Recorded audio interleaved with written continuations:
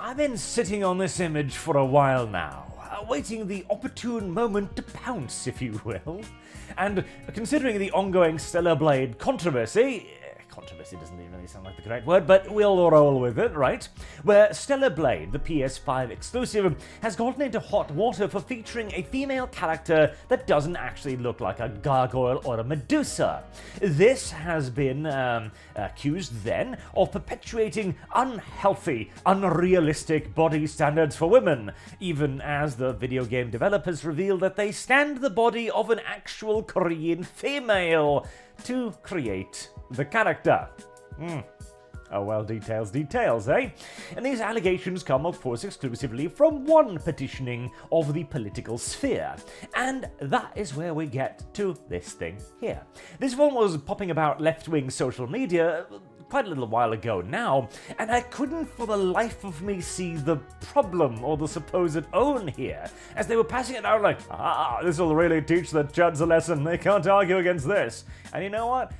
I can't, because if you like this, referring to the hot, female, scantily clad elf on the left, then you must also be okay with this, referring to a chiseled, muscled, and handsomed man on the right? Yes. Yeah, no, I am absolutely okay with both of them. In fact, I would prefer them. I would encourage them. This is what I want my entertainment to look like. And, incidentally, this isn't an exception to the norm. This isn't some great, like, we've always had sexy female characters, but we've never sexualized the men. No, we've never stopped sexualizing the men. This is not only a straw man, this is a self-imposed delusion. Where you're like, they're also sexists. What about the men, huh? The men have always been sexualized. See, this brings up another brilliant meme. On the one hand, this is Barbie. Throughout the years, she's been the center of much controversy because feminists claim she represents an unrealistic, unhealthy, and unfair standard of beauty, leading to a crisis for young girls. My heart doth bleedeth. And on the other hand, this is He-Man. It's the perfect meme, because you don't need a block of text, you don't need to explain this. You don't need to add anything to this. You merely just put Barbie next to He-Man and go, only one of these two is considered problematic by modern day politics. And again, He-Man is not an exception to the rule. This is every single male hero. Superman, Batman, hell, Conan the Barbarian, etc. All male heroes look like this. All of them were enormous, chiseled gods that put even the finest Greek sculpture to shame. Okay?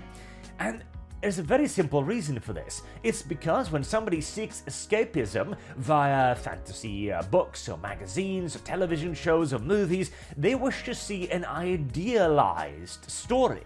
They wish to see great heroes with bulging muscles saving beautiful princesses from tremendous threats. That's what people want to see.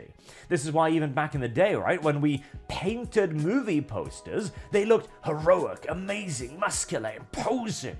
Not like today, where the most imposing thing is the sheer unattractiveness of the female characters. Which, granted, can be rather intimidating, but still not quite in the same genre, in my opinion. As, again, the men have always been sexualized. The only difference is that it never actually stopped.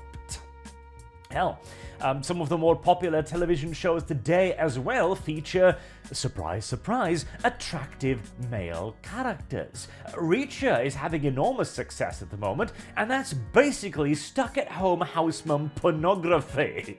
As Reacher is again an enormous goddamn beefcake that towers over everyone and has a nasty habit of having his clothes torn.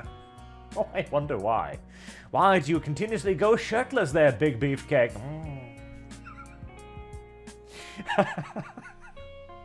But to return to the point here, right, as weak as it is, right?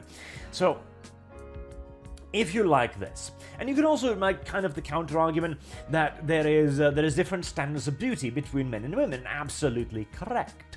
You don't, for example, need the bikini armor on men, because it isn't really that's the focus, necessarily. Like, the bulging dick isn't necessarily the focus for the female eye. The chiseled abs might be, the giant pecs might be, the bulging biceps, or the warrior aesthetic in and of itself, standing there in torn chainmail, wielding a big sword with those, arm muscle brand bungly dingly dongly dunglies, which word escapes me now, etc. That can be just as important a way of, making the character attractive, as what you really should be aiming at here isn't universalized sexual appeal either. That's the thing. If you're making an attractive male character, well, you should first and foremost concentrate on making them attractive to the people who are attractive to hot male characters. Women, by and large. And if you're making a hot female character, you should probably make it attractive to men. And again, there are even different genres within this as well, of course. If you look over at Korea, the attractive type of men is twinks, in essence. Whereas it's not quite the same in the West.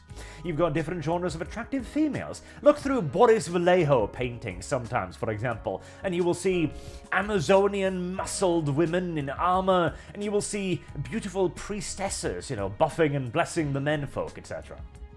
All of these have their charms, but all of them are universally idealistic, because that is what the entire goddamn point of a story is. It is an idealistic story. It is something greater than you. It's something more than your day-to-day life. There was even, all entertainment requires a certain degree of variety, right? Which is why we saw the rise of more down-to-earth stuff in the early 2000s, the rise of reality television, etc. Things that provide drama and conflict in a way that appears is the correct word, at least appears natural and unforced, despite half of those things running on scripts anyways, contra the big, floaty science fiction fantasy stories that preceded them, because it's all like peaks and valleys, etc., and people want different things at different times.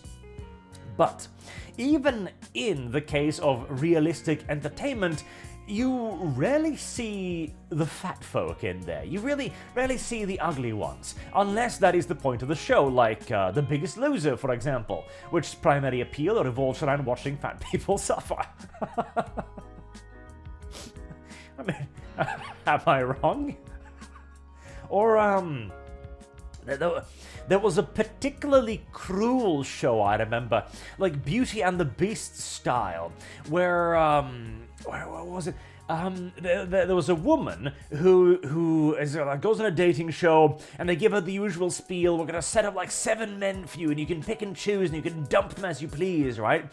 And then the 7 men turn out to be 7 geeks and dorks, and the woman just looks crestfallen, like, what? You expect me to touch these troglodytes?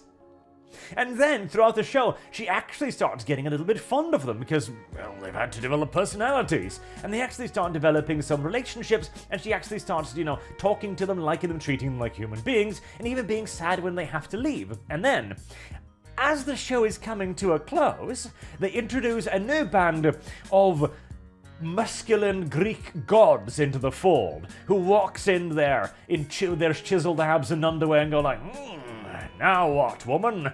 And the woman, weirdly enough, always seems to go for the second wave of suitors. Strange, I know. There's a very, very hard to avoid universalized truth here. And there is nothing to be ashamed of either. It's entirely fine to actually have both. The only issue is, in our current day politically charged ideologies have infiltrated entertainment, you have a vested interest in creating a victimized class, because victimization provides power to that grouping. When the feminists say, oh, we've been oppressed by these body standards, it's not because they're actually particularly oppressed by them. Most of them are massively obese gorgons in and of themselves who've never actually tried to reach these peaks of physical perfection, which can be reached. Fuck, we have a Conan the Barbarian movie, goddammit. And Hannah Arnold is a walking meat mountain in and of himself. This isn't impossible, it is hard. Which is, of course, something else that the modern-day feminisms aren't particularly fond of. Difficult things. But when you could paint yourself as the victim, you were able to garnish tremendous sympathy and political power from our society because we were extraordinarily sympathetic towards anyone with a victimization narrative or a story.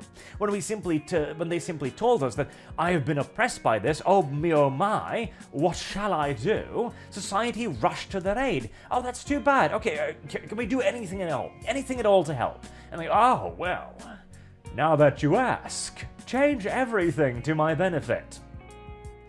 Straight up, we were unfathomably naive. As a society, on a national level, we were incredibly naive.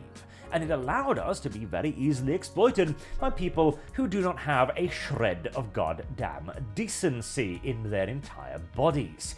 That is the weakness of a truly civilized society and the urge to aid others. Sometimes a shithole's gonna come along and ruin it for absolutely everybody. There's a problem with high-trust societies, really.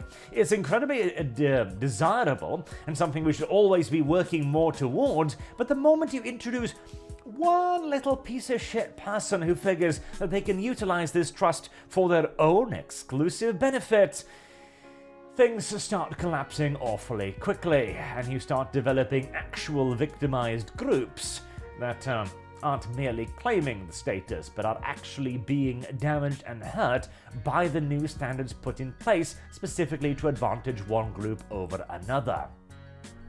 It seems like a grandiose thing to throw around about the topic of entertainment, and yet it is also so self-evidently and observably true. It turns out that big, muscled men and women were actually the only things keeping civilization together. A shocking realization, perhaps, but a welcome one. Until next time, I've been Arch. Thank you all very much for watching, and I do hope to see you all again soon. Have a good day.